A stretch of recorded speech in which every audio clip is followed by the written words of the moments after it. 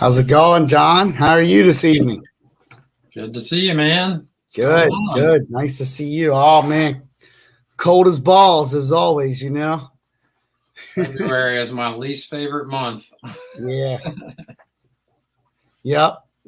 Screw this, right? It's one to get through rather than one to look forward to. So, yeah. More icy business coming. I guess more so for you guys than for us. Looks like Friday maybe. I hope not. So, I don't know. There's some people that like winter. I don't. You know, I guess if you're into ice fishing or something. Yeah, I'm not. I've only gone ice fishing like maybe one or two times, and I'm always kind of sketched out on the ice, afraid I'm gonna fall through and all that. So I don't know. I'm into big fish and short sleeves. Exactly. That's what I'm talking about. If there's not flip flops involved, I'm not interested. So for those of you that are already in, we have 6 viewers already. Right about 7 o'clock, we'll start our intro, and then we'll go on with Mr. John here talking about fishing, and we'll get that going.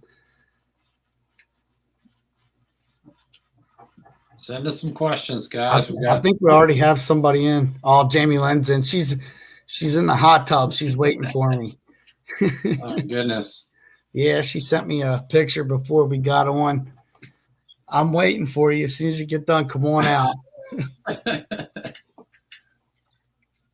We just got back from dinner. Her and I went out to dinner for her birthday. Nice. Yeah. Where'd you guys go? We went to the crab house down the road, and she had flounder and crab imperial, and I had crab legs and shrimp and whatever they had on the thing. Yeah. I'm about ready for some seafood here. Yeah. Some fresh seafood. So, all right. Well, let's hit the intro, John, and then we'll get started tonight. All right. Sounds good. All right.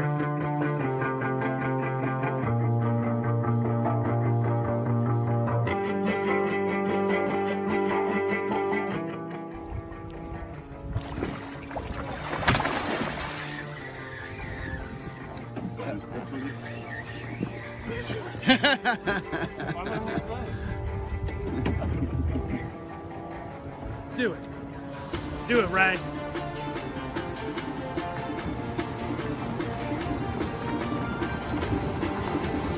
Yeah, son! Woo!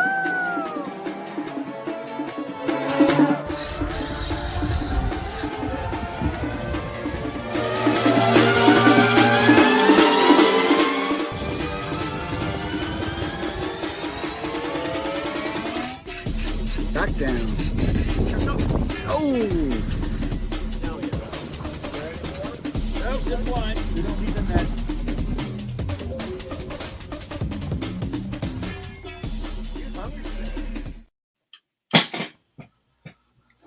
What's happening, everybody, and welcome to JLS Rods Shop Talk Live. This evening, I've got Mr. John Hostalka joining us.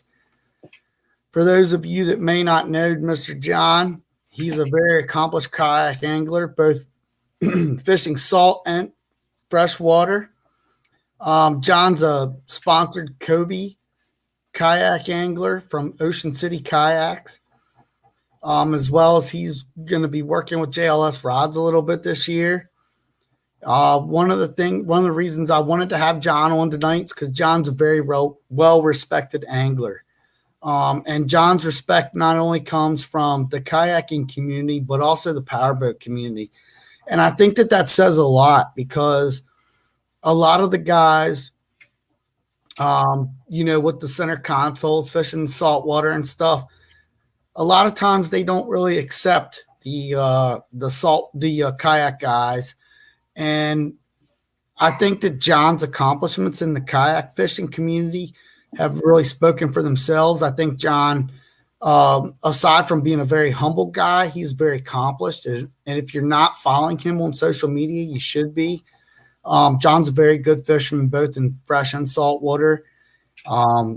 Just absolutely crushes really nice fish. Super, super nice bull reds and speckled trout, puppy drum, stripers, snakeheads, bass, whatever you want. Just a complete, well-rounded angler. He was somebody that I really felt was probably a little underrepresented in the fishing community, and that I wanted to bring to everybody out there to let them hear from John. I think there's a lot to learn from him, and I think that this is going to be a great night. So I would highly recommend those of you that have questions to shoot them towards us, because John is just a great fisherman. And I could tell you, about a year and a half ago, the first time he contacted me about getting JLS rod, I was just on fire. I was stoked, because I was like, man, here's a guy that I really look up to, and he wants a JLS rod.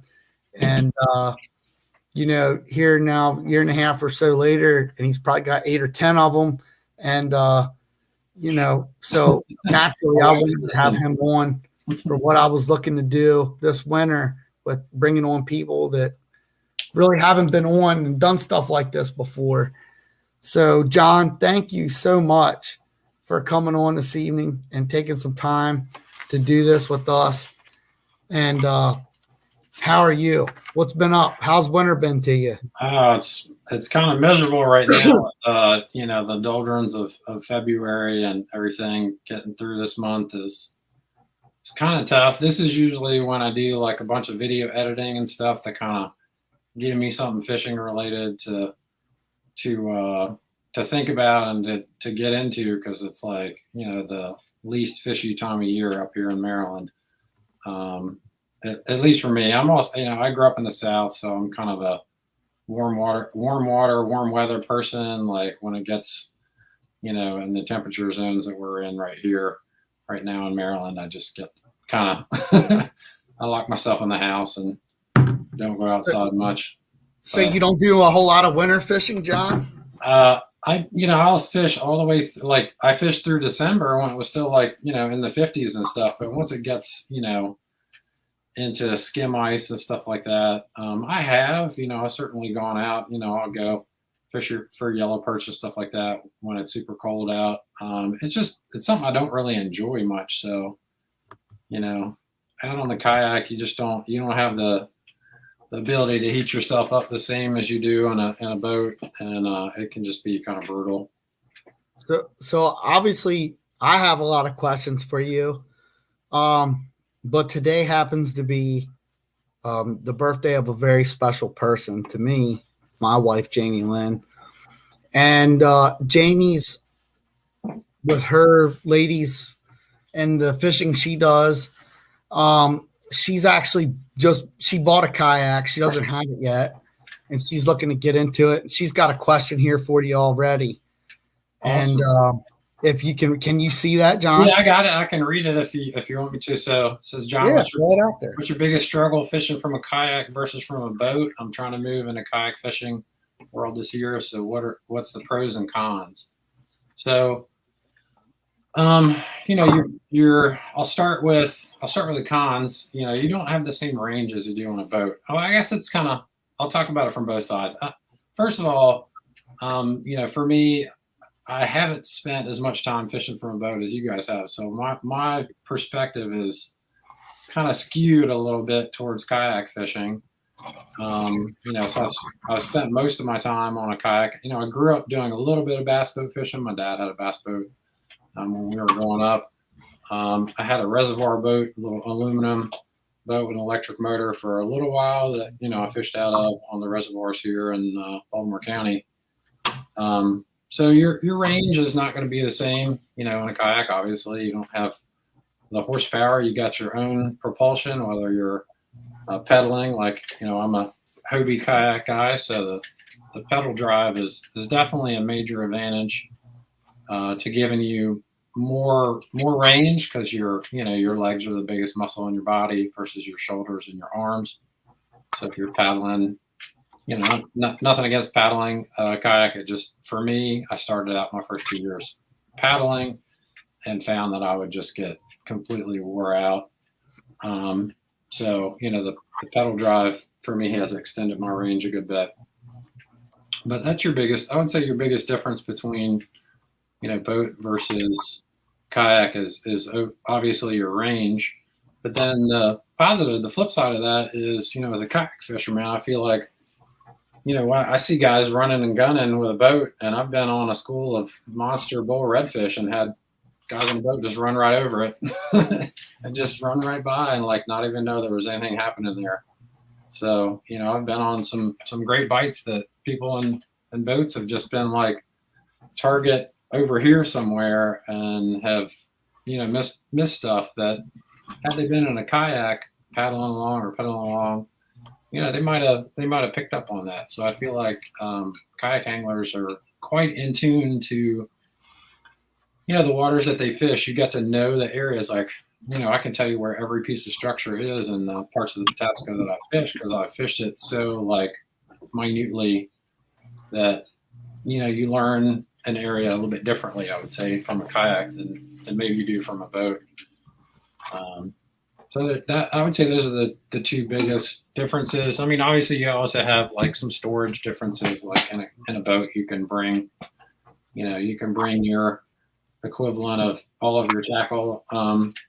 You can be your own mini Bass Pro Shop. In a kayak, you're limited somewhat in your storage as well. So awesome. So we've already started out kind of off track, and that's great, because I think an organic conversation generally leads to the best conversation, John. And I want to lean in on that a little more.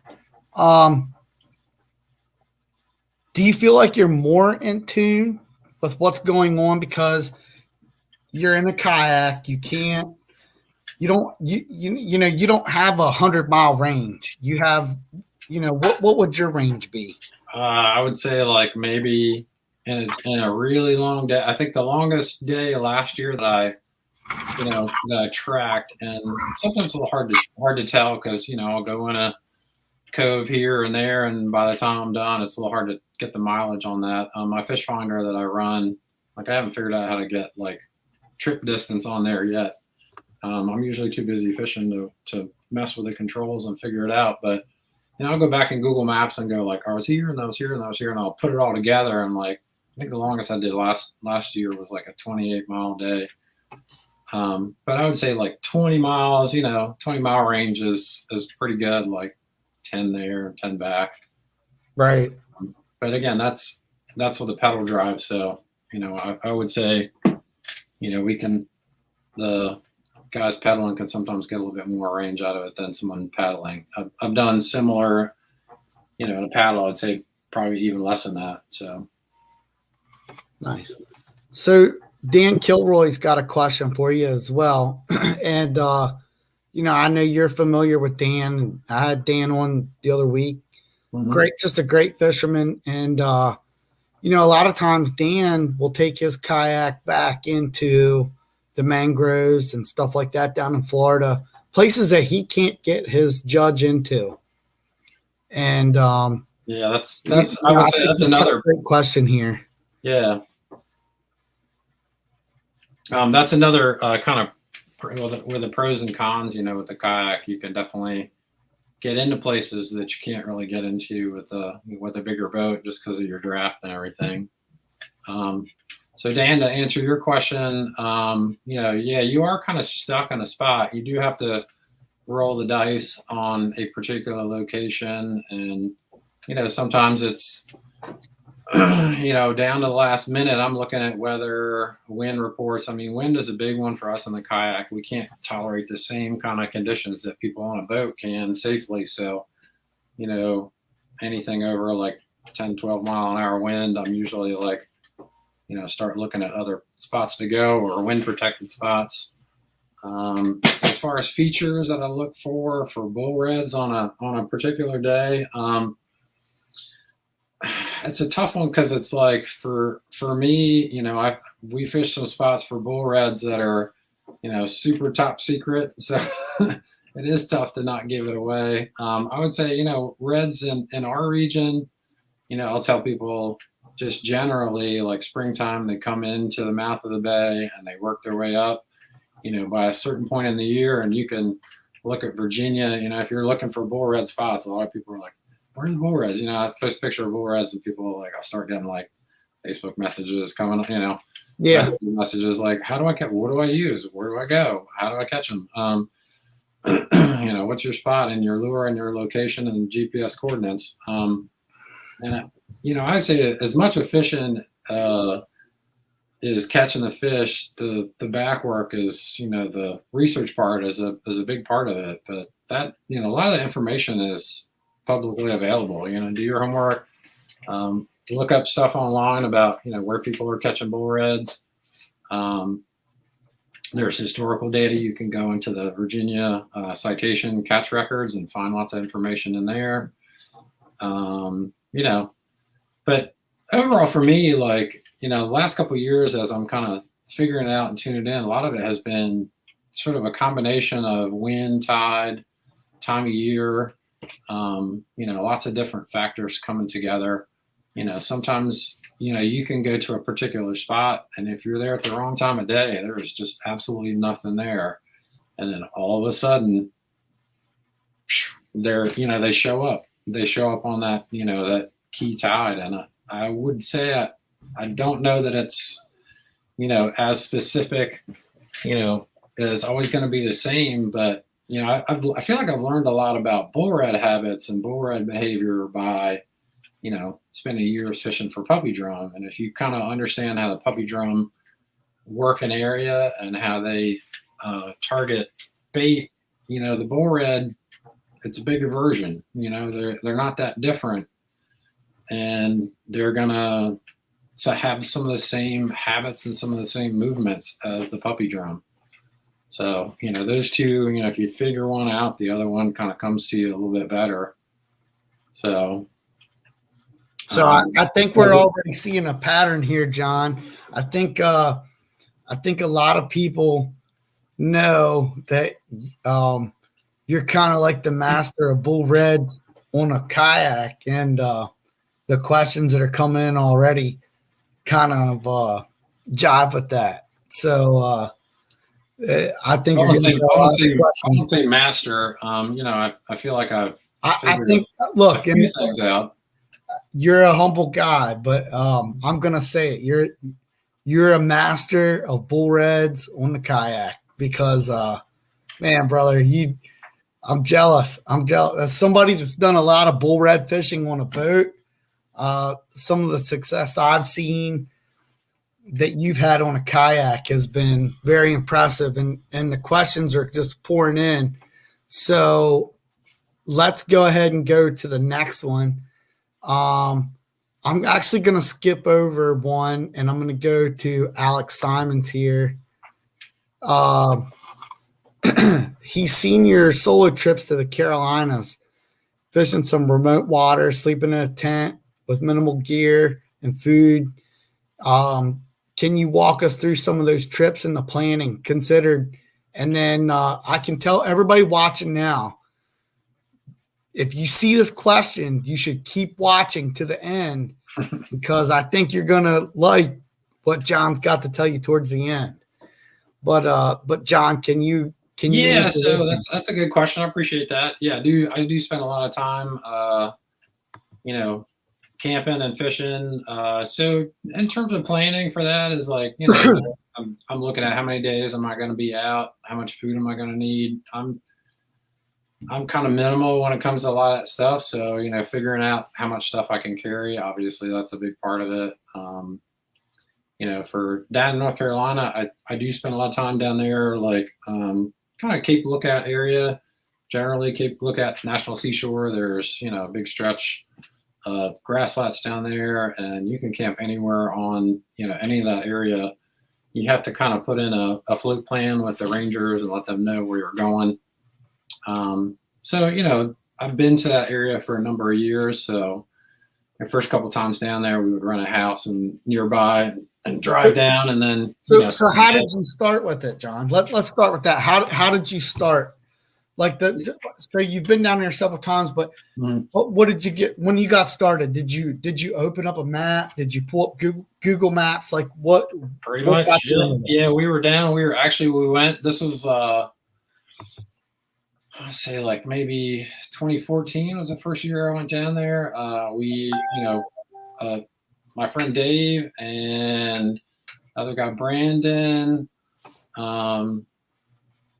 and my other friend Eric Eagles, we decided we wanted to catch bull reds, and we had heard the Neuse River had like a really good population of bull reds in the fall. So we went down there to fish for bulls. We had brought Dave's boat with us, so we went out first couple of days and found the bulls a little harder to find. And during the day, it was like the wind was coming really hard, off the sound, and we found that we couldn't really kayak fish there much, and there wasn't much happening with the bulls. So we just kind of started looking around, and like at Cape Lookout, there's a massive area of like grass flats, and you can see it on your Google Maps, like where the grass beds are. You just look at it, and it's like you can see the grass in the water. So we started just, where's the closest launch? Where's the spot I can put in the boat? Found some spots to launch the kayak and went out and just explored. A lot of it is just exploring, and from there, I discovered that you could camp on the banks over there. And first year I spent, I think, 1 or 2 nights, and then I started planning longer trips from there of where, I'd go down for a couple of days or go down for a week. So it's just a matter of, it's, you start out small and just kind of keep picking away at it till you sort of develop more comfort with it and figure out the area and all of that. So, but there's a lot that goes into it. I spent a lot of time camping as it is, growing up, my parents would take us camping in the summer times almost every weekend, during the summer when we weren't in school. That's actually some of my first memories of fishing. I grew up, my parents had a piece of property that we would go to. Didn't have a house or anything, just that it was lakefront property on Lake Hartwell in Georgia. So I grew up actually in South Carolina. Georgia was, Hartwell was maybe 2 hours from our house. So summer times we would go and we would camp, sometimes for a week straight, sometimes just on the weekends at Hartwell. That's like my first memories of fishing were from that place. And so just have a lot of background in camping and stuff like that. And when I was in college, I did a trip down the Missouri River in Montana. That was like a 6-week camping trip in a canoe. no restock, no resupply. I had to figure out how I was gonna just basically live and camp and make my way down the river for 6 weeks. I had somebody that was picking me up, at a specific date on the calendar, and had to make sure that I was there by that time and didn't die in the 6-week interval. So I spent a lot of time camping. So the camping part kind of comes pretty natural to me. Bringing the kayak into it was then kind of figuring out, like, how do you make sure that you have room for your tent and your gear, and how do you make sure that you don't overload yourself so that you're still able to get where you want to go and set up and all of that. So John, the next question is, what cold weather gear would you use? And again, that's from Jamie Lynn. She's asking because her and the girls have been trying to do a lot of pickerel fishing and things like that in the off season. So naturally, Jamie's interested in.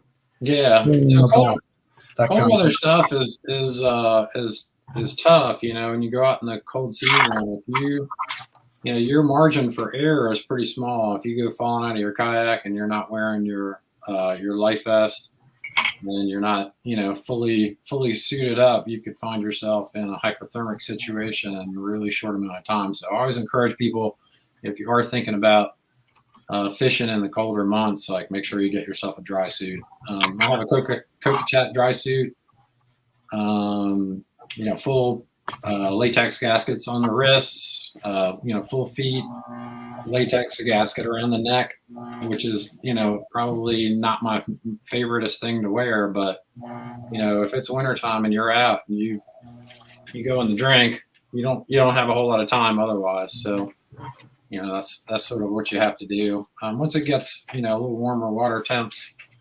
I just use have a pair of NRS, like kind of just half, sort of like waders, just to protect your legs from splashes and stuff like that.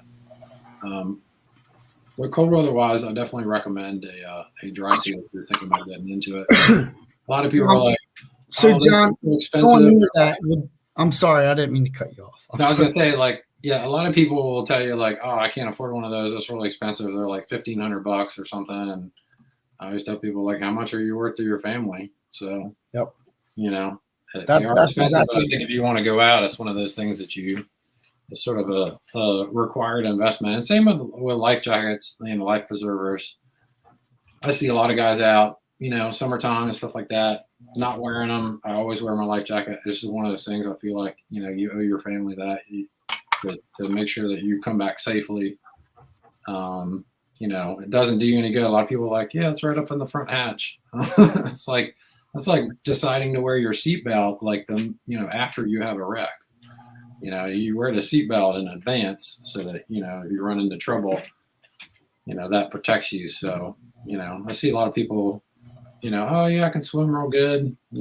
Every year we hear about kayakers that don't make it back, and it's, unfortunate to hear those stories, especially if they're people that I don't know anyone personally that's, lost their life in kayaking, but I certainly know people that do. So yeah, on the cold weather. Oh, Dave, you're not allowed to ask questions, man. Let me. So Dave Inscore says I would say master, and I think that Dave was reflecting on what I was talking about. And I definitely agree with Dave. John, I think it says a lot that you gain so much respect across the wide spectrum of the fishing community, not just the kayak community. And I appreciate that. I think Dave definitely reaffirmed that there. I'm looking through the questions here, trying to pick another one. I finally got myself a Hobie, and I'm excited to chase some reds. There you go. All right, here's another good one from Dave Inscore. I'm going to put that up. Let's go ahead and hit on that. Oh God, that's a good question, Dave. Because as Dave probably knows, I'm over here packing. I got a trip planned to Florida. I'm flying to Miami in about 3.5 weeks, right last week of February. And Dave's question: when traveling with your Hobie inflatable. So I have a Hobie inflatable, which is basically an inflatable kayak that also still has the pedal drive system in it. It looks a little bit like a stand-up paddleboard, but then it has a seat that attaches to it, and the Hobie kick drive, the Mirage drive. So the kayak itself goes in one bag, and then I have another bag that kind of carries the seat and a couple additional gear items. But man, that's tough. The kayak itself already weighs like 42, 43 pounds. The cutoff for Southwest is 50 pounds, or you got to pay extra for baggage handling. So I try to keep, you get to fly 2 for free. So I try to keep those 2 bags under 50 pounds and then carry the rest in carry-on. I'm at like 47 on the one, and the other one's already right at 50. So, and Dave knows me pretty well. He knows I'm already packed. My stuff's sitting over there, like packed and ready to go. My trip's not for 3 weeks. So I'm kind of OCD about stuff. I mean, people that know me know I do a lot of research and I spend a lot of time on stuff, and that's probably a big part of what has led to, successful fishing is, One thing that I noticed with successful fishermen across the spectrum is that their preparedness and the amount of time and attention to detail that they put into it generally reflects the amount of success that they're having. And I find that interesting that you are coming up with the same answer on that. So I think, right now I see a lot in the across the fishing world, and being somebody that sells products into the fishing world and in touch with the industry, I see a lot of people that they focus a lot on making a YouTube video. They focus a lot on trying to get sponsorships, this, that, and the other. But the one place that I think that a lot of those people fail to focus on is getting better at fishing. And that's one thing, John, that I think that you have in common with a lot of really good fishermen is that you focus more so on the fishing, getting better at it, where to go to catch the fish than you do on making the YouTube video, getting the perfect picture, getting the sponsorship, et cetera, et cetera. Yeah. And I think that's one thing that I really respect about you, John. You're a super humble guy, but just every weekend I know that there's going to be just some awesome pictures and catches coming in from you.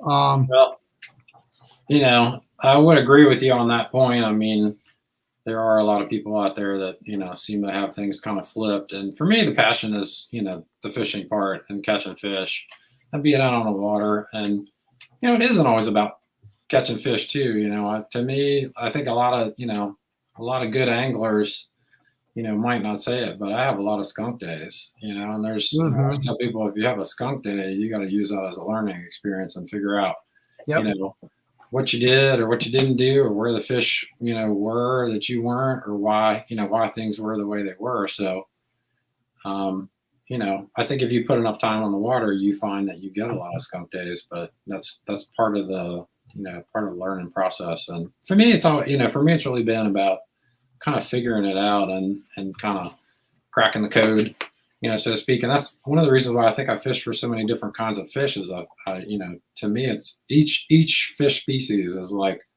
a different set of conditions, a different set of, triggers, different things that they, are tuning to like. And, I really enjoy just figuring that part out and trying to like see what makes them tick for different ones. Obviously there's some that I like catching more than others.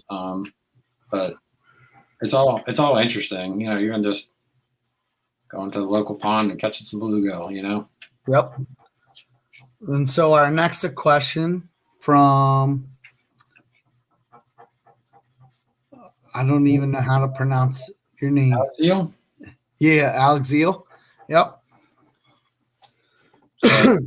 Says, do you think bull reds are becoming more predominant further north, Assateague area?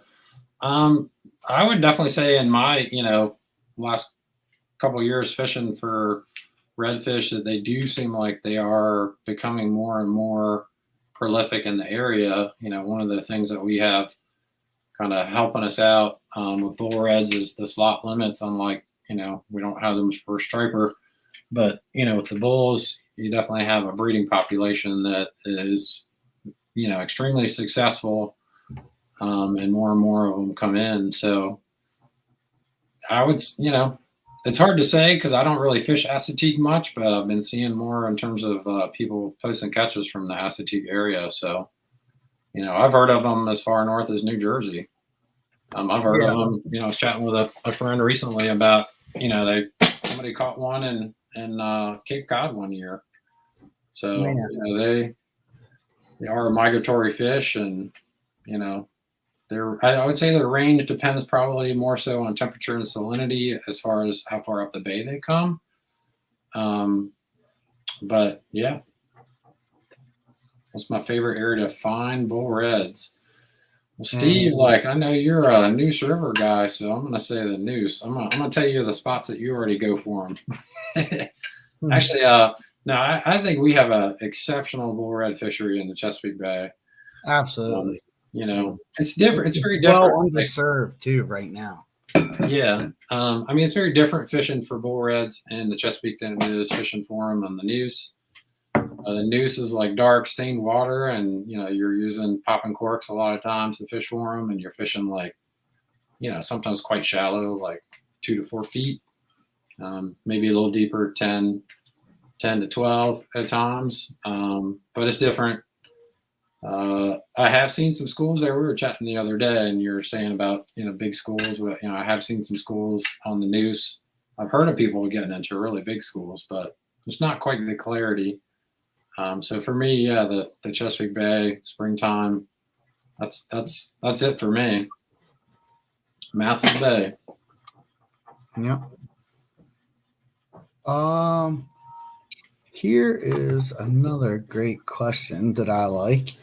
What's a confidence lure you're using that nobody else uses that you'd never publicly reveal other than an internet exclusive with JLS Rods? So this is what I'm going to tell you, John. Confidence for what? Don't ever I guess put you have to be anything more out that specific you on don't that. want out there. What's But that? if you want to, don't ever put anything out that you don't want out. I don't want you to reveal secrets that you don't want to. But if there was something like I'm here to share. Dave would have to be a little bit more specific as Dave. I am Dave's personal tackle shop. When we go fishing, like, our Dave's like, good fishing buddy. We go fishing all the time. And he kind of generally comes, to the party without his 6-pack, expects me to bum him a beer. So, I think I owe Dave a beer at some point too. Exactly. Yeah. So one that you have to get more specific, Dave, and like, what kind of fish are we talking about? Are we talking about reds? Are we talking about let's say for bull reds, John? What's your go-to for bull reds? What are you throwing day in, day out? Oh, let's see here. 2 ounce. That would be like, you got some stuff to sell us there? Yeah, Dave, hold on. Pull it out. I'm gonna move my computer. I'm gonna move down this rod. We're working on one of our carbon flex rods right here.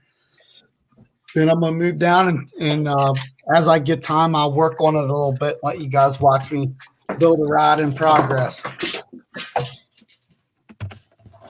So my go-to bull red lure would be a Z-Man diesel minnow and a 7-inch with I see right there. Everything's backwards on here, so that's kind of my bull red go-to. 2 ounce head. I like the Hoagie heads because they have like a super stout hook. I have not had a single one of these ever bend out. Like they're the 2X or 3X strong hook. And then for the tails, it's the Smoky Shad Paddler Z. That's pretty much my go-to. I don't know if you guys know JR, a Jigged Up Customs. He also makes a really badass jig head hook that are maybe even stouter than the Hoagie ones. But that's kind of the go-to for me for bulls. It's not any like a lot of people like get maybe a little too on bulls worrying about certain kinds of things. The bull red is going to eat whatever you put in front of them. They're like puppy drum. Puppy drum are the same way. They're like vacuum cleaners. They're just like, let's talk about really pressured waters in Florida. It's like gin clear. Most puppy drum, if you put a food item in front of their face or something that remotely resembles a food item, they're going to eat it. So, that's bulls are the same way. You put something in front of them, if you got a paddle tail and somebody else has a curly tail or a buck tail, like they're going to eat it if they're, unless it's like something unusual happening, they're going to eat. So.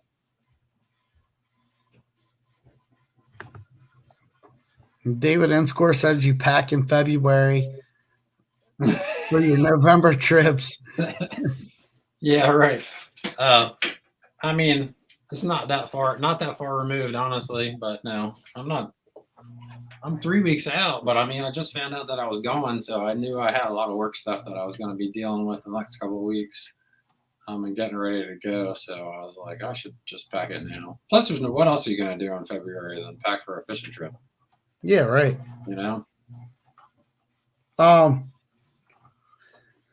So John, Steve wants to know. So I want to go back to that last question where we were talking about lures and stuff like that, and even this question coming up right now, because as a rod manufacturer, this is one of the things that I get a lot. I get people that they call me up and they want a JLS rod, which is great.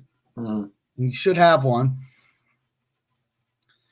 But I feel like a lot of people think that if they have this lure, this rod, this line, this reel, this kayak, this boat, this scent, or whatever, they're going to catch fish.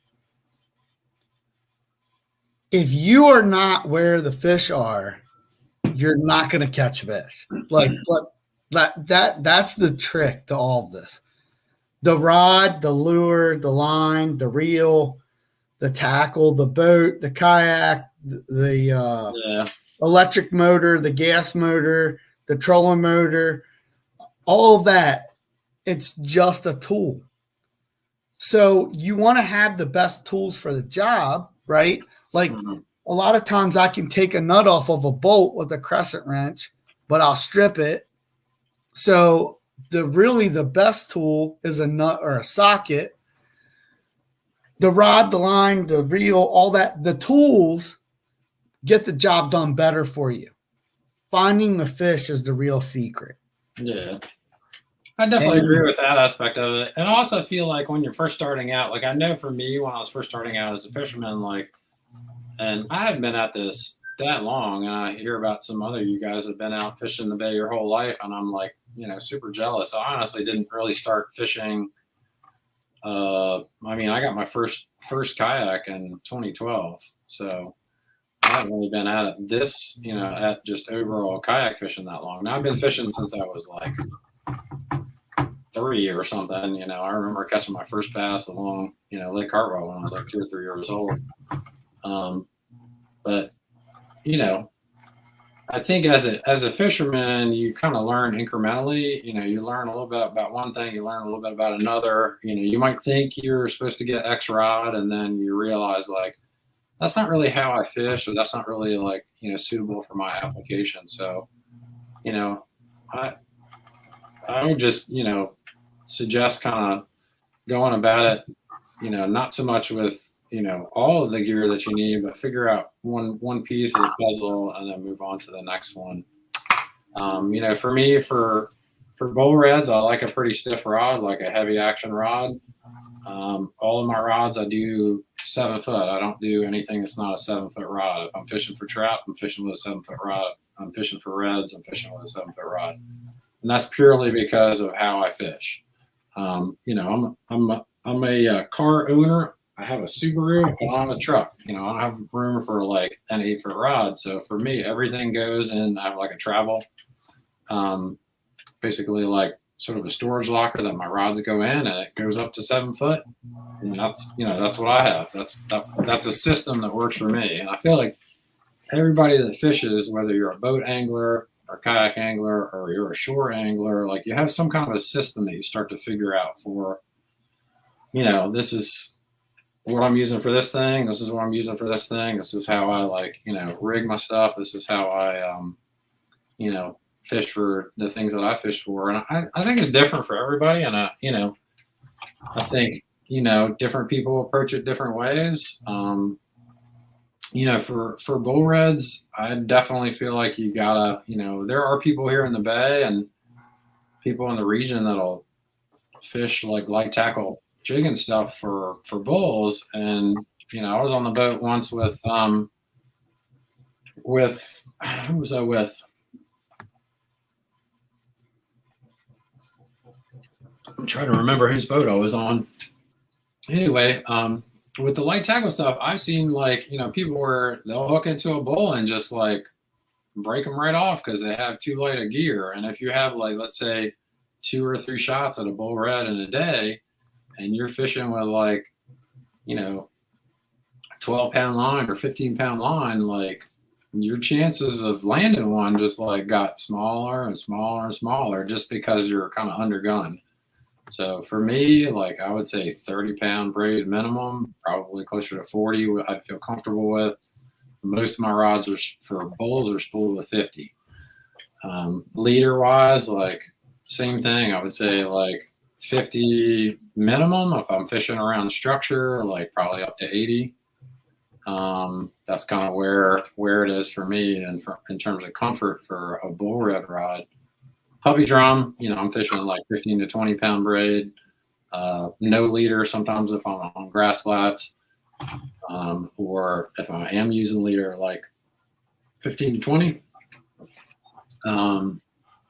And like bull red rod, heavy action, puppy drum rod, like medium heavy, light, depending on what size I'm fishing for. If I'm, what I'm throwing is a big part of it. So I think a lot of what I use and a lot of what anglers that buy from me use for the red drum are the 704, which is a 12 to 20 pound rod, and also the 7106, which is a 15 to 30. And like John said, usually lengths of 7 to 7.5 feet are what they're going for. And that'll depend on what you're fishing on. The length of the rod really isn't, some of it is for the casting, but when you get into those big 40, 50, 60 pound fish on light tackle, you want to be able to move around the boat. You want to be able to go around the bow. You want to be able to go around the motor, because those fish are going to run you around. Yeah. Same thing on the kayak. I know John experienced some issues with his kayak and needed longer rods for that. And it was more so that I needed the rod to be a little stiffer, so I could, like, if I had the rod and the position, let's say here, and the fish decided to run like under the boat, that I could kind of move it, to this side or this side. If it was stiff enough, I could get around the bow of the boat, to kind of figure out what side the fish was running to. So, having a little bit stiffer rod definitely helped with that. If you too stiff, you're not going to have as much sensitivity, obviously. Softer, you get more sensitivity. You can feel stuff bouncing on the bottom a little bit better, but then you get more bend in it. So, it depends. I definitely feel like the 704 is a good balance, on rods for a bull red rod, that you can do a lot of different stuff with. Sure. I really like that 703 that you made me, which, I bought it for snakehead fishing, and I use it for topwater for snakehead, and also just use it for topwater, like for puppy drum and stuff like that. Right. And that sucker, it'll handle the bulls without any problems. It does get more bend in it, so you have to play them. It takes a little longer to land it, right? You got to play them a little bit differently. You can't horse them, in quite as quickly, but man, it certainly holds up to them. I know in the circles I fish in, a lot of times it's, getting the fish in and getting it back, getting it back in the water quick and getting back on the school so we can catch as many as we can. Yeah. So definitely the heavier, the better. 704 and 7106 are generally what most guys are buying for that. Yeah. That's kind of where I'm with it too. And also, if you're fishing for bulls, you do have to match, the fish to some extent. There's always, people that catch them like accidentally. They're jigging for striper and they run into some bulls, and like, I get that. You got to use lighter gear for the striper than you would for big bulls. But I think if you're targeting big bulls and you're fishing really light gear, to me that's, especially because that's a catch and release fish, that's, my conscience doesn't sit well with that, because you're going to be donating a lot of jigs to their mouth, because they're going to break you off. So, I feel like as an angler, that's an important thing, is to treat the resource with respect and make sure that we're, getting them to the boat quickly and not wearing them out, and stuff like that.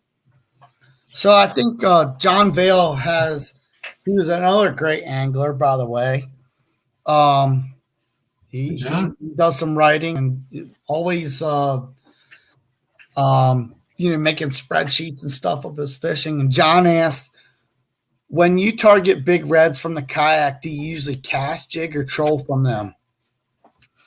That's a good question. Thanks, John. So most of the time for the bull reds, like, it's jigging. We're seeing schools, we're casting the schools that we're actually, seeing on the surface, or you can just kind of see the darker areas in the water and you're casting to them. there's times where you're seeing them on your fish finder and you're kind of working your fish finder marks and casting, to the school from that aspect and bouncing your jig off the bottom. It's a little different than striper jigging. A lot of guys with striper jigging are used to like those real quick snaps, and redfish they're kind of lazy. They don't really require that. So it's a lot more of just kind of letting the lure drop in front of them and working a little bit slower. That's I'm also using paddle tails mostly, like I said, for that. But there are some times we have, I do catch them trolling, if I'm moving from spot to spot.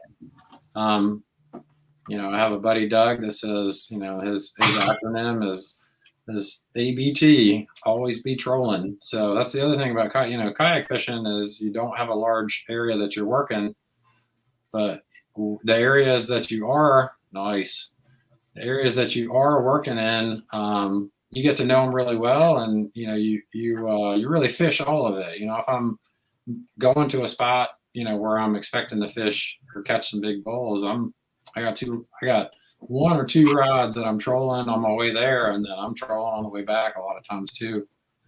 So if I'm moving around, I throw a rod out behind the boat and troll a lure, and I have caught a good number of reds that way. So it's, I'd say 90% casting, but then also some trolling. So John, say Dave, this has been one of the more unique lives that I've done. The questions have flooded in, and I think a lot of that is because a lot of people want to know your secrets, but we haven't had a lot of time to talk about the questions that I have for you and that I think everybody out there wants to hear. All right. And so I want to know about you, John. Who is John Hostalka? What do you do outside of fishing? What do you do for a living? What's your story? What brought you here today? All right. So, it's kind of a long story, but I'll jump into it. So, job-wise, I'm an art teacher. I teach in Baltimore County Public Schools. I teach at a high school. I teach art. You can see some of my artwork back here behind me. I'm actually in my distance learning classroom, also my basement. So, last year we were teaching virtually. So this was like, my computer set up down here in the basement and stuff. Where I was teaching from last year. As far as my background, like I said, I think I already mentioned earlier, I grew up in South Carolina. I was actually born in Germany. My parents are both Germans. I'm a German immigrant. I was born there, came over when I think I was like 3. My dad worked for a German company that had an American branch in South Carolina. First was supposed to come over for a couple of years and just ended up staying for like 30, and then they just recently moved back to Germany. So I grew up in the South in Spartanburg, South Carolina. Like I said, I grew up doing a lot of fishing at Lake Hartwell. We had some property there. I would go there, fishing. That's kind of my first memories of being a kid. Like first thing I can remember is being at the lake and watching the fish under my dad's boat and trying to figure out how to fish them. I remember my dad gave me, like, when I was little, I think he didn't want me to hook myself. So I remember he like gave me a stick with a piece of fishing line tied to it. And I remember tying like a plastic worm on there and like throwing out in the water and like realizing like, wait a minute, the fish bite on, but they're like, I can't catch them. And then he was like, all right, I'll give you a hook. And he gave me a hook and, sent me out, and I came back like an hour later with like a 2-pound bass. Like, that was like the original Senko, because it was like a piece of plastic worm that was like had washed up on the shore that I had found. I just remember like hooking it in the middle, and like I remember walking along the bank and seeing a couple bass just kind of slowly swimming around. I remember like taking my hand and like throwing it out to the fish, and it kind of sank down and he hit it, and I just remember like basically just lifting the bass out of the water onto the bank and then walking home with him. And of course my parents, back then we fried them up and ate them for dinner because that's like what we did with fish growing up. So don't hate on me, like don't worry, I don't eat bass anymore. But we ate a lot of bass growing up anyway. So, so from there, you know, I've always been into art and stuff like that, and building stuff and making stuff. So I ended up going to art school. That's kind of what brought me to Maryland. I went to the Maryland Institute College of Art. And that's kind of how I ended up teaching and finding the Chesapeake Bay. And as far as like, you know, the fishing part, I think a lot of college, I ended up getting into art stuff and doing other things. And then somewhere through, you know, at the end of my college, I got this like grant to go explore and learn about an artist that had traveled out west. And that's when I got my first canoe. And I did that canoe trip that I was telling you about earlier down the part of the Missouri River in Montana. That was like a 6-week trip and like 160 miles down this river, just, you know, camping and fishing and exploring. And I was actually trying to find places that this artist had gone in the 1800s and had painted out west, and I actually found some of the locations that the artist painted. You could, you know, kind of see the same rock formations and the same landscape and stuff.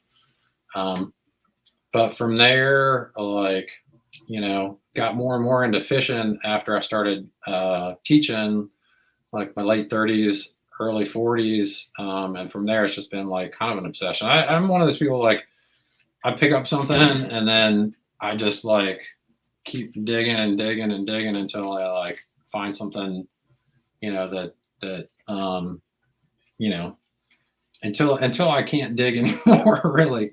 And fishing was one of those things, as you guys all know, like, you know, it's kind of like an itch that you can never fully scratch. You know, That's really interesting that you say that too, because I know like Sean Kimbrough is the same way, and several other like really, really good fishermen that I know are the same way. Like once they get into a fish or a type of fishing, they just get enamored with it. Like to the point where like they just spend all day, all night, like for a year, just researching everything about the fish, how it lives, how it eats, how it swims, its migration, you know, where it's at in the fall, the spring, the summer.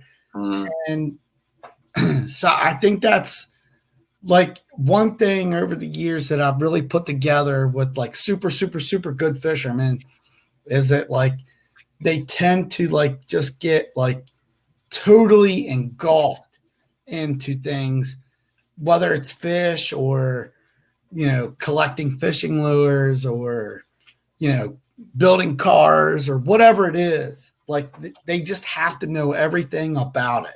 Yeah. That's one thing that comes up a lot when I talk to really good fishermen. So, John, what's the one fish that really gets you fired up the most? What one fish? Man. What's the one fish that just does it for you? I like to think of myself as an equal opportunity fish harasser. You know, like I like to harass them all. You know, it's hard to pick one. I mean, if I had to say just one, it would be, you know, redfish.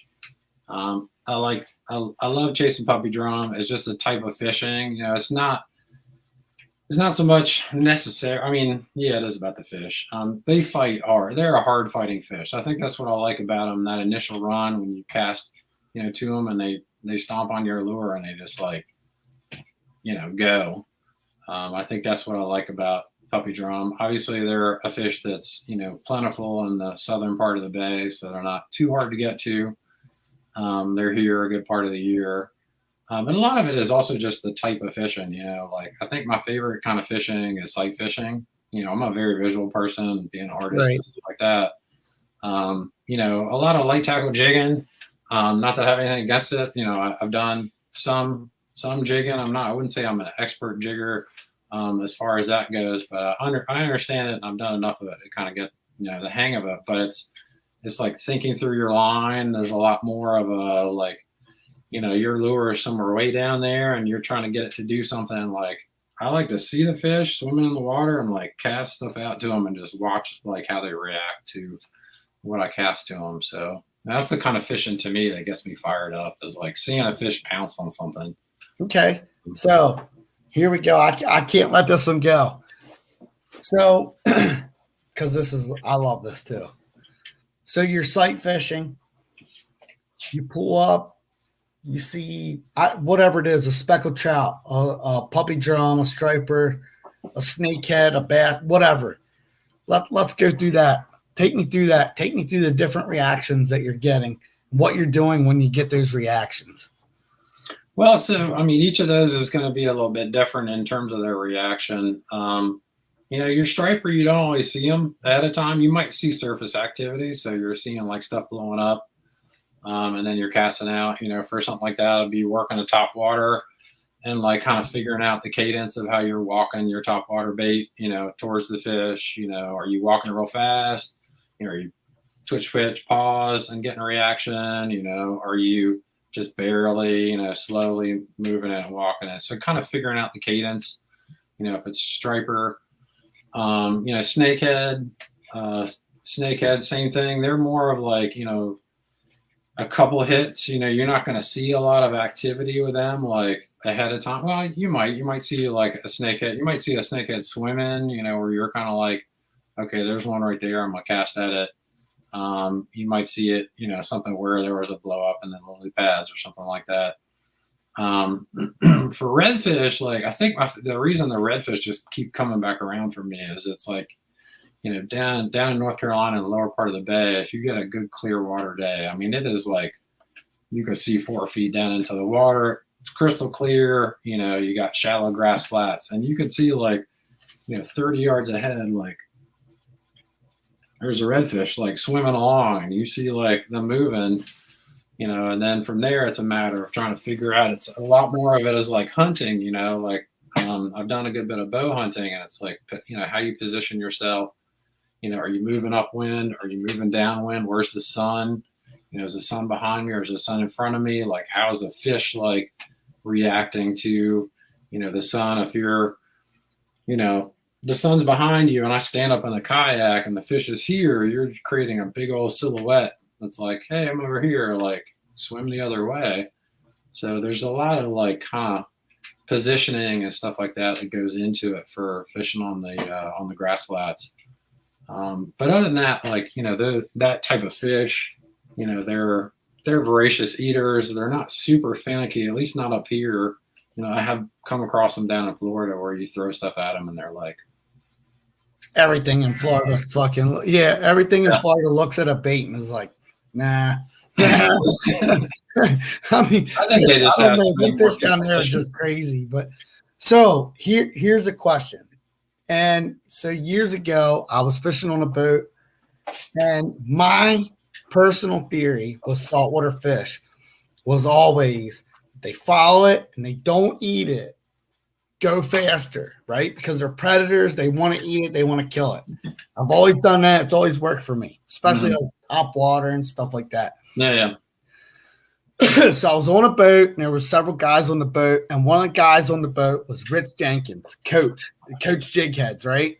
Yep. Rich goes, stop it. They can't resist it. Every time they just crush it, right? Just stop the bait. They'll eat it. They'll crush it. And I said to myself, that's weird.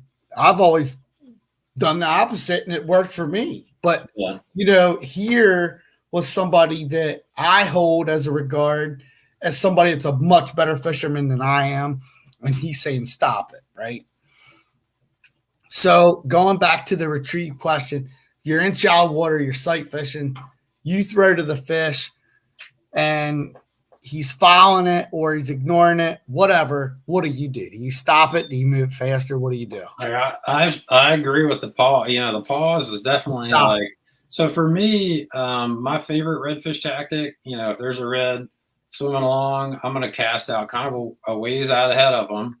I'm like, let's say between 5 and 6 feet up ahead of them, and I'm gonna swim that lure to get their attention. So I'm gonna swim it along, like in front of them, preferably not so much towards them, but like kind of perpendicular to their face, and they're gonna see it. As soon as they follow, like that fish is gonna start in hot pursuit onto that paddle tail or whatever it is I'm throwing. Mm-hmm. As soon as they get within like a foot or two of it, I hit the kill switch. That lure falls slowly down to the bottom. That's when they jump on it, stomp on it, and you got your thumb. So That's my approach to reds. Is I feel like because their mouth is on the bottom of their Right, body right, as right. well. So I find you do better with hookups and stuff if you can get stuff kind of down in front of their face a little bit more. Yeah. One of my biggest red drum was on a topwater bait. It was on a bad monkey. Mm-hmm. And by the way, I need to hook you up with Jim from Bit because he fishes. I know. Yeah, I've been following that This guy. is the News River all the time. This stuff is awesome. Yeah, but I caught it on like a huge 7-8 inch bad monkey. Mm-hmm. Yeah, and I was working it back, and they were just blowing up everywhere. I mean, like if you couldn't catch a fish there, you couldn't catch a fish ever. But they were like just blowing it out of the water 3 feet in the air, and finally the one that I caught got it stuck in his mouth. Yeah, it was 48 or 49 inches or something like that. But nice. I've always been in the camp that if they're not committing, go faster because they want what they can't have, and if it's getting away from them, they're just going to commit to it. But I always I've never asked it on the show, but I've always asked it in private, and I get just different answers every time. That's the one thing amongst what I found with really good fishermen that's 50-50 is you're either in the camp of completely stop it and piss them off and make them eat it, or make it go faster so that they think it's getting away and they can't have it, so they want to eat it. So I mean, I think there are definitely times where both of those are going to be true. I always feel like just trying to figure out their cadence. If they're blowing up in your intro video where there's a boil of them and they're going crazy, you could throw anything in there. You could throw a bear hook and you'd probably catch one. I've only caught one red on top water, and I've had one follow it all the way back to the boat on top water. It's just something that usually when the reds are biting, I know I can just hammer them on a paddle tail and they really react. I think it's partly the vibration of the tail gets them fired up. So I think for the bull reds, if you want to do top water, and for those of you that are watching this, and if you're booking a guide trip with Jamie Clow or Travis Long, some of them guys that do the red drum fishing in the summertime, Redbeards, Charter, Nick Lombardi, Steve Mason, guys like that. The best thing that I can tell you, pack your top water baits, and I mean a big one with nice heavy hooks. You don't want some Zara Spook for with bass fishing treble hooks. You want big single, heavy duty, that guy right there gets some MFing heavy hooks that put it in your bag. If you get out there with them and the fish are on top, breaking on top, you've got an acre of bull reds on top. Hurry up as the captain's putting you over to the fish, tie it on, and throw it out there. You'll get your bull red on top water. It's not something that's going to happen every day. It's going to happen a couple times throughout the summer, and the chances are that you may never get to see it. It's a luck of the draw thing, but if you ever get to see it, and you'll know when you see it, and you'll know by your captain's expression, right? Just hurry up, tie a good damn knot, put it on, and wing that thing out there, and you'll get your bull red on top water. But the first step is to having the lure in the boat and ready to go. That's the other thing on knots. That's the other thing on bull reds is know your knots. If you're not tying your knots, properly, or you're not testing your knots, you definitely are going to be losing some. Absolutely. So what, and I don't know about you guys on kayaks, John, but what we do on boats when we chase them down is the guy will be driving the boat looking for them, and then you got 2, 3, 4, 5 guys, whatever, how many ever people on the boat. While after everybody hooks up, catches, releases, we're going back out looking for the school. A lot of times we don't even look at the knot. We don't care. We just cut it off and retie another one. No. and even for the captain, we'll be tying his knot for him so that he can drive the boat and be looking at the side scan, looking for the fish and all that. Yeah, I definitely like check your leader, check your knot. But I mean, I think the biggest one I see a lot of people having trouble with is that leader to braid connection. I don't know if you guys are fishing braid or you're fishing like straight mono or something like that. But I find the one I've had, starting out, had a lot of issues with. And I've seen a lot of people, that brought out fishing for bulls. That's kind of Jay, where can you they lose stuff. Can you hand me that flare hawk up there and bring my tackle back over? I'm going to show some other stuff here that may not be as well known, but that works also. And it's something like a lot of guys from up here on the Chesapeake may not be aware, but like the flare hawks and stuff like that will work. Also, cobia jigs have been really good in recent years for the red drum fisherman. I'm going to pull a couple things out here. There's a flare hawk right up here. I believe it's a blue and chartreuse one. So just to show you guys a little bit about what I've thrown, and this is the exact Bad Monkey plug. It's a huge, I mean, that thing's like 7 inches. Yeah. BMF, And you can see, like, I got their old rusty big single 5-6-aught hooks. That's what I throw for the top water. And generally, I just try to have one ready when I'm red drum fishing in case if they're on top, I'm just like cut mine. I don't care where my jig goes, and I get a top water on just because. I don't know. The big gotcha plugs will definitely get them too. Sure. A loud rattle to them. Those so like this is a bait here that is very popular in Florida. It's called a flare hawk. Mm-hmm. Okay. And it's kind of like a bucktail, but it's not a bucktail. Big, huge jig. They could be anywhere from like a 1/2 ounce to 2-3 ounce jig heads. This is what we've been catching tarpon on down there, snook, all kinds of stuff. Check out like Organic Jigs on Instagram. They sell them. It's got all kinds. There's some other guys that make them, but Organic Jigs is probably one of the best ones. They'll work for your red drum, and they're very durable. There's no plastic or anything to get ripped. You can catch a lot of fish on them without them getting all messed up. And then as John showed, like the big heavy duty 10-inch BKD, of course. And I'm a big fan of the Whopper Plopper too. That's kind of a bass lure, but they make a saltwater version that's super big. Yeah. Like saltwater Whopper Plopper. That thing's money. I've caught some big giant striper on that. I've also caught some reds on that. Yeah. And Z-Man makes a really nice paddle tail that I really like for big striped bass and big red drum. And when I'm targeting red drum in the bay on a boat, I like an ounce to 1.5 ounce jig head. That's me personally. And also these big mag swims from Z-Man have also been good baits. You don't have to put a lot of action into them, especially when there's a whole bunch of red drum around. And these are like, I think they're like 9 inches, 10 inches, something like that. I'll use them. And this is the Sexy Shag color, which is my absolute favorite color from Z-Man. Sexy Mullet. Sorry, Jim. Jamie corrected me. But this is another lure that I really like. I used to fish those like a lot before they came out with the 7-inch diesel minnows. And those are what, like 10 or 9? They're 9 or 10, yeah. Like 9, yeah.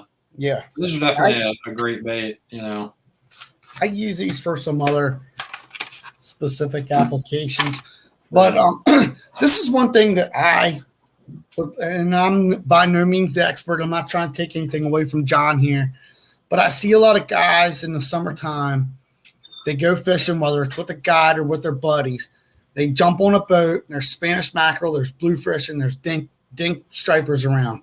They want to put on a little teeny, like 3-4 ounce metal spoon. Okay? Yes, I know that there's people on this guy's boat and that guy's boat, whatever, that they caught a bull red doing that. Here's what happens. you have literally hit the lottery, because what you did is you imitated a Glass ring minnow. minnow, a glass minnow, and you got lucky that you got that. That's my only. That's stupid my little only. spoon. Yes, if my you only problem. really want to go on a fishing trip Yeah. and you want to target bull red drums, you literally have to say, fuck the bluefish, fuck the Spanish mackerel, fuck the dink rockfish, and you need to get like a good 8, 10, whatever inch bait on and like target it. I Like, don't know, you have man. to be willing to say, I'm either catching nothing today or I'm going to catch 10 big bull red drums. I'm gonna beg to differ a little bit on that one. If you're up bay, like, so I've only been out on a few boats, and one of them was with Brad Foxwell. Mm-hmm. And we were fishing pretty far up bay, and lots of glass minnows around. That was the forage that was there, and I was doing that. I was like, I'm fishing these big lures, and I was casting. I think 2 guys hooked up to bull reds. They both broke off, and they were fishing little glass minnow imitation stuff, because basically those bull reds, they'll come behind the schools of the bluefish and the little schoolie striper, and they'll just sit underneath the school and eat all the scraps that are falling down. Yeah, usually behind the little school. stuff like that, Right. You throw a big lure down there, you would think, like, my thinking was, they're gonna eat this big thing because that's a bigger meal for them. But I couldn't buy a bite. I tied on a little glass minnow imitation, like second drop. I had a 48 inch. That's interesting. I've never seen that where they preferred the smaller. I mean, obviously, I've seen a lot of times where they've eaten the smaller bait, but 99% of the time that, like, I've been out and like we've caught like 15, 25 bull reds in a day. I think we were using big baits and yeah, definitely, and getting them in, getting them off the hook, and getting back on the school. Yeah, and I would say if I'm targeting like schooled up fish, that would be one thing. But I think as they kind of come further up into the bay, they start to spread out, and you're not seeing really big schools all the time. You're seeing like there might be one or two, and then their behavior starts to change a little bit, and they're following around the schools of smaller silver sides or glass minnows or whatever you call them, and eating that. And I think when they get keyed in, and also the water was kind of dirty, so I think stuff with the flash they were seeing better for whatever reason. But yeah, there are some times where oddly enough, that was what sometimes whales do eat Tic Tacs. I mean, my thinking was like, well, I'm not catching anything on this big old lure. I'm just going to try to catch a couple striper, and then right. So, but yeah, it definitely happens. I'm not saying it doesn't. Yeah. I'm just saying more often than not, when I see it happen, and like people are successful at it, or I'm successful at it, and we've caught like 15, 20 plus in a day. Yeah, we were like specifically targeting red drum. Yeah, no, I think if that's what you're going for, that's you gotta pull out the big guns. Yeah. So Justin Beam says, if you were trying to find 40 plus inch red drum up in the river, aside from the time of the year when the bulls venture up this way, what would you look for? So when you go looking for bull reds up in shallow water or something like that, what are you looking for, John? I mean, I think the redfish are a structure-oriented fish. They definitely like structure. I've yet to find a big bull up on grass flats. So, in the Chesapeake Bay, that's going to be very different. If you're talking about here in the Chesapeake, when you say upriver, I guess I'm not quite sure, what you're referring to. But in the Chesapeake Bay, I feel like, you go too far north of Solomon's in the summertime, and we don't think we have enough salt up there. I feel like the cutoff line is like, between the Honga and Solomon's roughly is kind of about as far north as they go. We got a dry year and it hasn't rained in a long time. It's going to be saltier further north. If you got a super wet summer, that line goes a little further south. But that's roughly where I would say I wouldn't go too much further up from there. I mean, granted, I know people have caught them, like Love Point. Like there's been ones on the Chesapeake Bay bridge that have been caught. There's certainly like places further north you can go, but I wouldn't point anyone in that direction as a regular habit, because you'd kind of be wasting your time. My thing, if I'm looking for puppy drum or redfish, is like go south. Like I'll drive as far south as I can go. If I don't have much time, like I just ain't sleeping much that night. So like you got to go where the fish are. A lot of people will ask you like, can I catch this fish in this area? And it's like, can I find a needle in a haystack? You can if you spend enough time looking. But I'd rather go where there's a lot more. Why do you want to look for a needle in a haystack, though? What's that? Why do you want to look for a needle in a haystack? Exactly. I mean, for most people, it's like they don't want to trailer their boat, or they don't want to drive as far. And I've just never looked at. I don't have a boat, so that's not an issue. So I don't have to trailer it. I just throw it on top of the car and go. But I've never been opposed to driving. So John,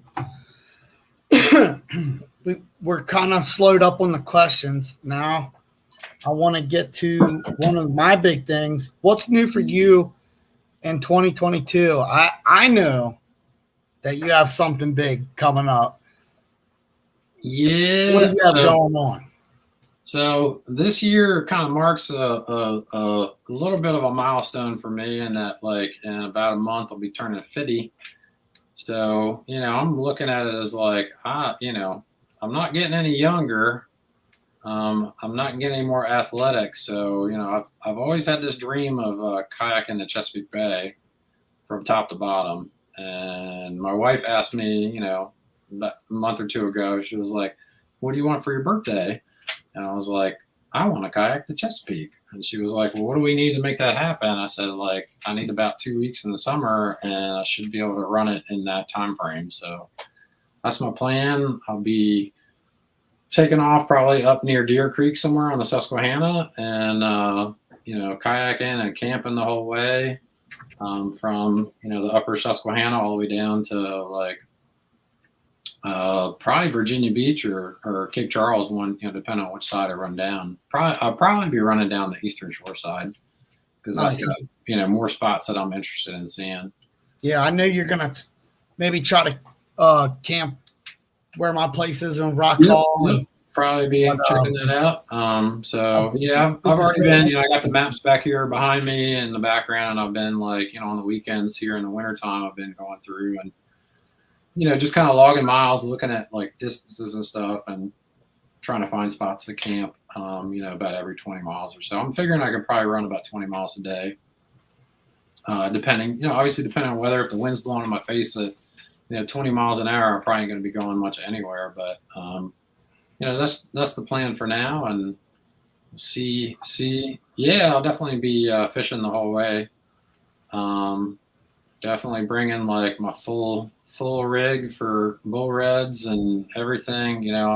My goal at the onset was to have a line in the water from the top of the bay to the bottom of the bay. So I will be either trolling or casting or fishing in some way, shape, or form from stem to stern, so to speak.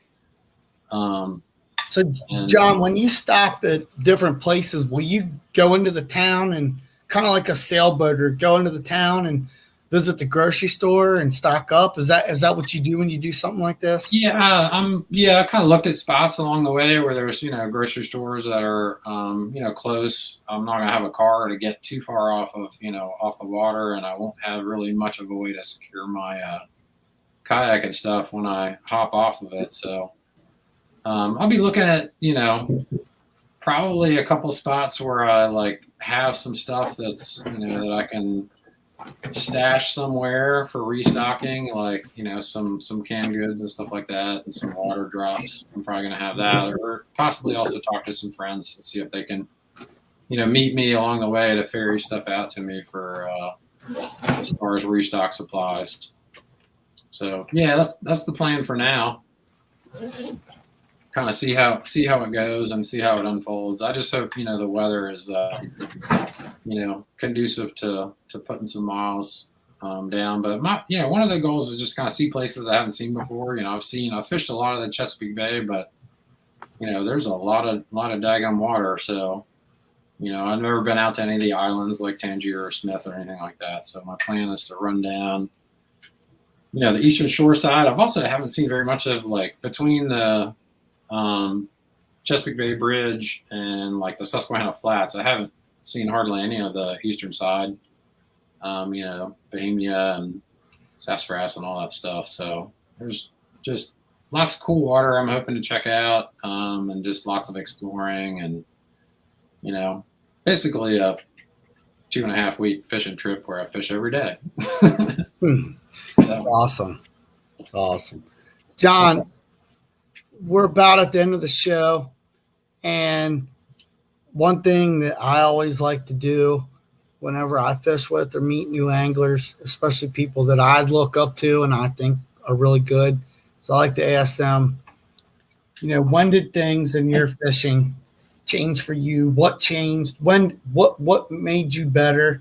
And then give one tip to everybody out there to help them, let's say, chase drum, speckled trout, what you've been into lately. Give us a tip to send us off, and give everybody out there watching a tip to, what was the turning point for you that turned your fishing from just being a regular weekend angler into, what many would say an above average angler?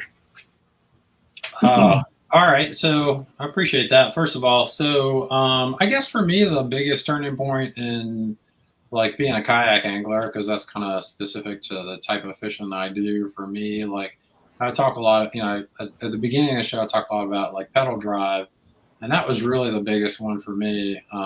Again, I have friends that are paddle kayak anglers. There's nothing, wrong with being a paddle kayak angler if that works for you. Like I said earlier too, like everybody has their own system that they have to figure out, what works for you.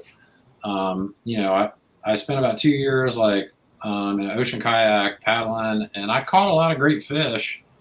But as soon as I got a Hobie and I changed the pedals, I feel like everything kind of just blew up. I started to be able to go further without, fatiguing out. I would end up with like neck problems and back problems. Like I think because I'm really tall, and paddling, you're kind of, your posture isn't great on your upper back. So I didn't have any back problems, after that, and just ended up being able to go further distance. And also like, if you're, from the kayaking perspective, if you're, your feet are working for you to create your propulsion, you got your hands free for fishing. I fished 95% more because, my hands were free. Plus I could eat a sandwich as I was going to my spot or something as well. But, there's just having the hands free was a big part of it. And that changed a lot. And then also just like, you learn, like you have to like commit yourself or be obsessed like I am about what you're doing to like figure it out. You got to figure out like, a lot of people want the surface level, like what lure or what location, or, just kind of surface stuff rather than like, what makes this fish tick? Why is this fish here at this time of year? Why is this fish in this location? So like figuring out kind of like,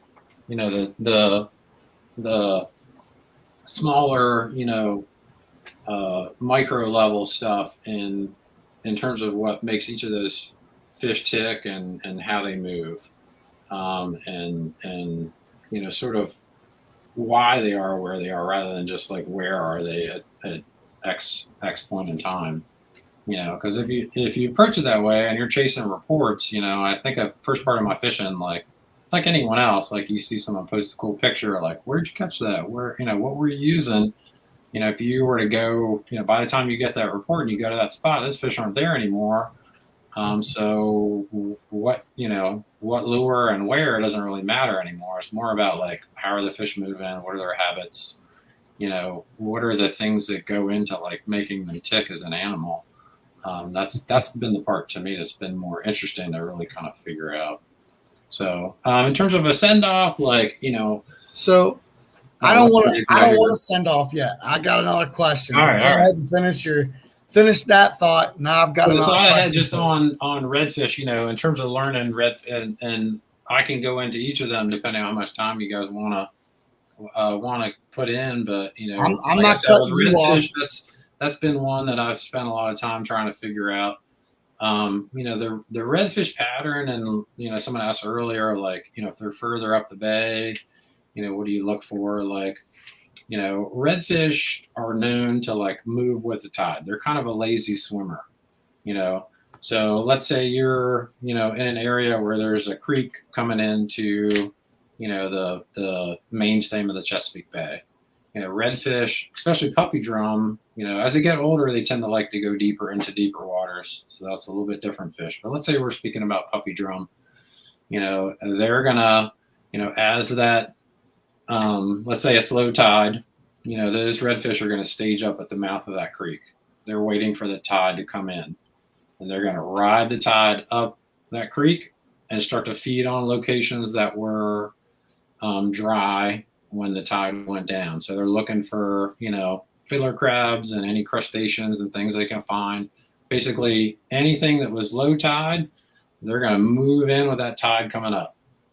Okay, so top of the tide, you can find them way back in the stuff, way back up in the grass. High tide, they're going to be way back up in the grass and stuff. As the tide goes out, they're going to move back out with the tide. Obviously. So, the puppy drum, like ride the tide. That's one of the things they're known for. So if you know that pattern of behavior, you're going to an area like, I'm going to launch here at 6 a.m. and I'm going to be at this spot, and it's 6 a.m. It's low tide. Where are the fish going to be? They're probably going to be like close to the mouth of that creek. Right. Okay. Off of a deeper, right. And where all the water's cleaned out. They're going to be in area, and their typical zone is like, they like to be, the puppy drum like to be in like 6 to 12 inches, sometimes much shallower than that still. You'll see them with their back out of the water. But I feel like because of their mouth position, and the way they eat, they're really, if you have a lot more depth of water, you would think they're bottom fish that will be down in deeper water, but they're actually able to successfully hunt. They have less water to chase their prey in. If they're only swimming, 6 to 12 inches of water, or if there's a bait fish, it doesn't have as many places to go. So, they're able to like more successfully chase down, what it is they're eating. So they, the puppy drum like that shallower zone, but also within an estuary, they're going to move as that tide moves. Because they're unlike, stripers like to swim against the tide, and they'll be in a spot where, there's a tide rip and they're letting stuff come to them, hanging in position. Whereas puppy drum will go scavenge for stuff. Yeah. The red drum are kind of more lazy, and they're just going to like roll out with the tide. They're going to roll in with the tide. Right. And as you learn behavior, the bigger redfish kind of do some similar types of things. If you have an area where there's a lot of water draining out and they're not really having to fight too hard against the current, they can find a spot where they can kind of position themselves in a similar way where there's not quite as much, even if it's deeper water, but the bait that they're after still doesn't have as much room to move in. That's going to be an ideal situation for them. So they're, if you want to learn big reds, learn puppy drum. Start there and really figure that out, and then the big reds start to kind of make a little bit more sense as well. So, John, one more thing. I'm sorry, I keep keeping you on. No, you're fine. I got so for like the puppies, and you're throwing like maybe a little mirror lure or a little 3 or 4 inch paddle tail or something. Color and brands that you like. There's some stuff out there to help people. Oh yeah, absolutely. Going into this. So I'll pull some stuff out here. So I'm like a super, super big fan of Z-Man plastics. It's kind of all I use. I don't really fish anything but Z-Man. Have you ever checked out have you ever checked out that guy? He's local. He just started making lures about a year or two ago. It's like old school baits. I think I've heard of him. Yeah, and he makes stuff that kind of uses Brian Dahl. That's his name. He lives in this area. Real nice guy. I met him last year down in Tangier, and I bought like a whole slew of jig heads and of his lures and stuff. Have you ever tried any of his stuff? I don't think I have. No, I've heard of it though. I'd definitely be interested. But yeah, like, so I'm a big fan of the Z-Man stuff. And the main thing for me, like with Z-Man, is I just like, when I first started fishing for redfish, the first couple like really successful trips was like down to the Outer Banks. And I just remember fishing for them with like conventional plastics and some of the pre-rigged like paddle tails. And I just remember like I'd catch one and I'd pull it in, I'd have it hooked, but like the plastic would just be like gone, because they have a serious, you get that thump from a red. Their suction, as they inhale stuff is like major, and they'll just suck the plastic right off a pre-rigged swim bait. So, the Z-Mans, they have super nice elasticity to them. You can like, fish. I can, super glue this to my jig head and fish it. Like I can catch 30 fish on that. Yeah. And I'm good. And as far as jig heads, like I'm a super big fan of ice strike fishing, and both happen to be South Carolina manufacturer companies. I'm from, I grew up in the South. I don't think anything has to do with that. I just like the way their stuff looks. Yeah. Very lifelike. Well, if you like the ice strike stuff, check out GI Jigs. He makes really nice jigs. Oh, yeah. No, I definitely use the GI Jigs on the bigger plastics. Like if I'm looking for a good 3-ounce, I love the GI Jig stuff. Yeah. Definitely. But for the really light stuff, I'm talking about for the Z-Man stuff I throw, it's like 3 to 4 inch plastics for your puppy drum and speckled trout. Oh, no. Lonnie has stuff for that too. For sure.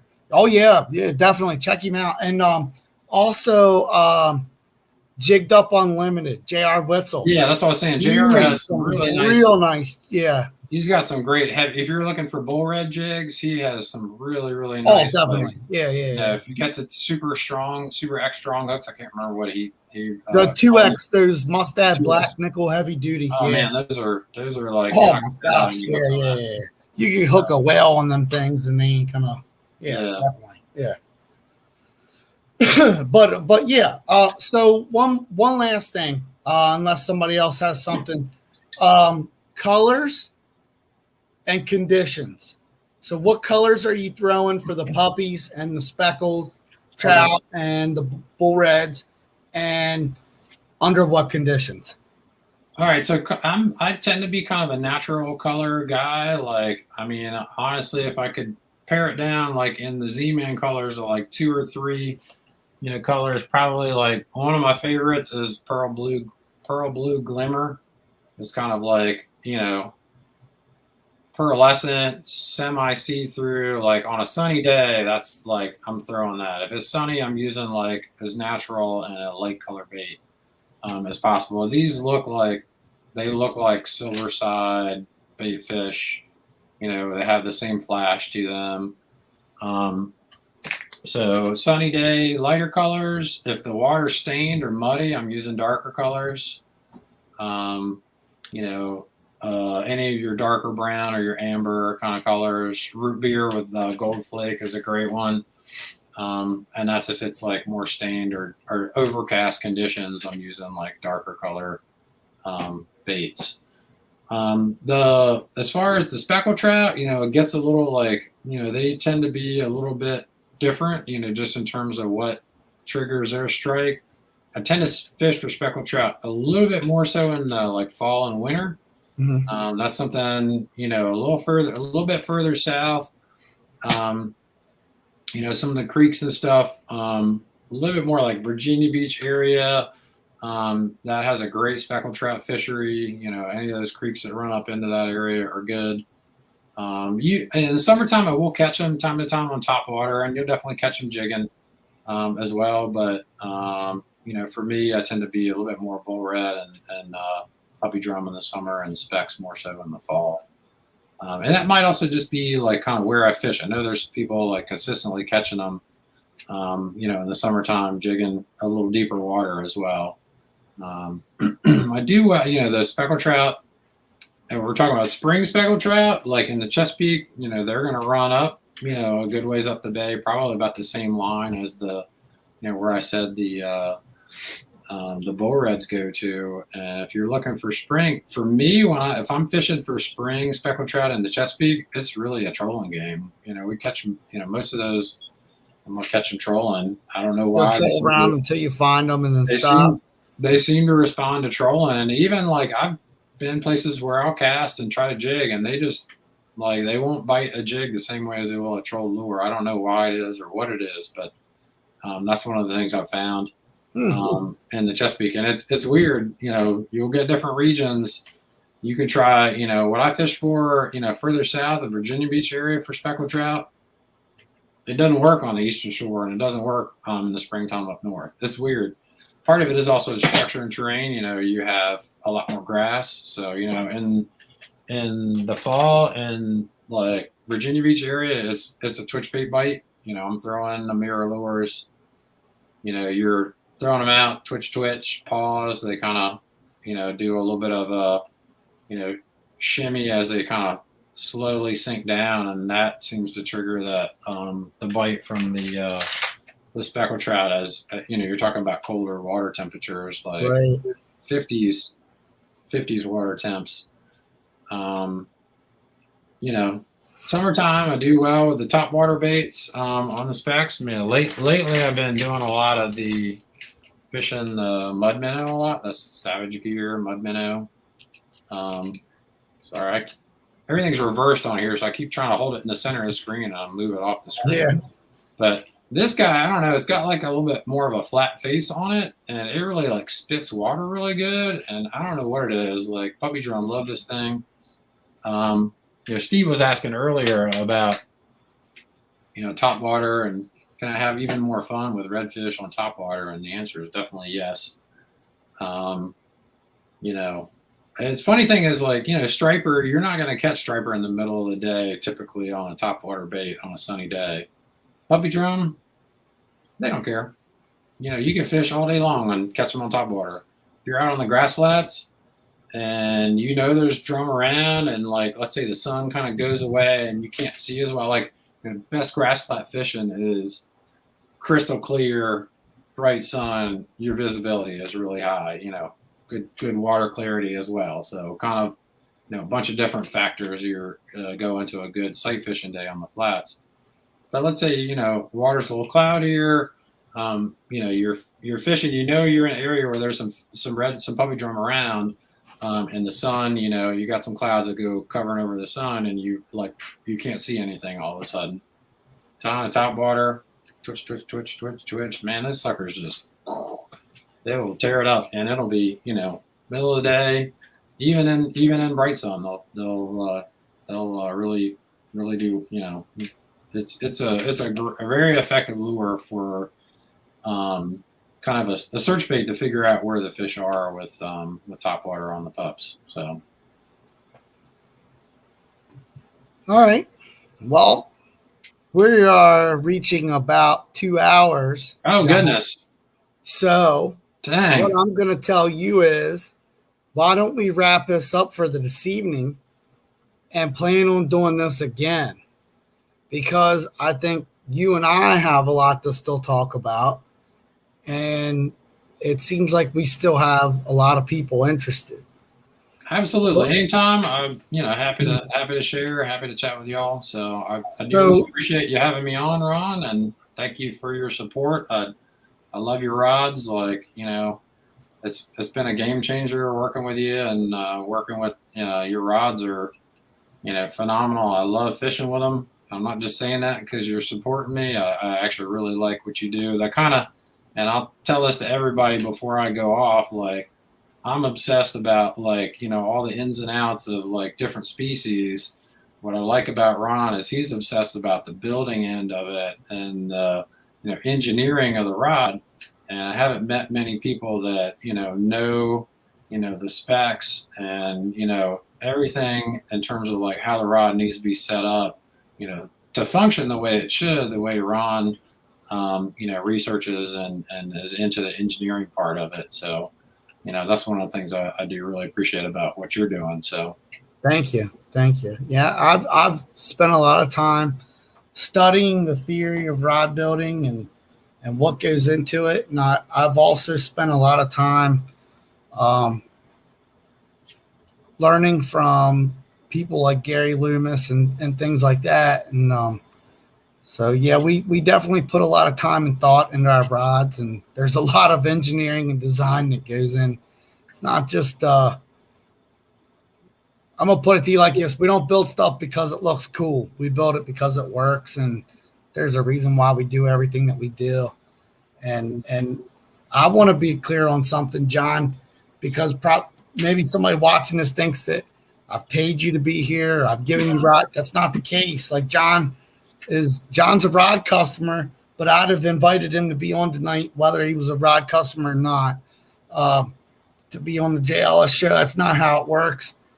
I bring on people that I respect and that I think have something good to offer my customers, whether they're a JLS rod customer or not. And I appreciate you coming on tonight, John. And I want to look at having you back on again in March to finish this up for a part 2. Sure, absolutely. It went so long. Yeah. I think there's a lot more that you have to say. I think there's a lot more people can learn from you. And I'm definitely interested in doing this again in March with you for a part 2. So let's go ahead and here in the next day or two, get together and start talking about that. For those of you out there that are watching in the coming weeks, I've got several more anglers like John coming on. I've got some industry insiders coming on. So there's a lot of really neat and interesting things that are going to be coming up. Never before, probably in the Chesapeake area, of people that have been put out there and done talks and stuff like this. So keep watching because we're going to keep doing this. And probably tomorrow or the day after, I will be announcing who's next week. I don't want to yet. I want to make it a big surprise. So there we go. John, thank you again. Absolutely. And we'll see you guys next week with another JLS Rods Shop Talk Live. Thank you. See you guys. Take care. Bye.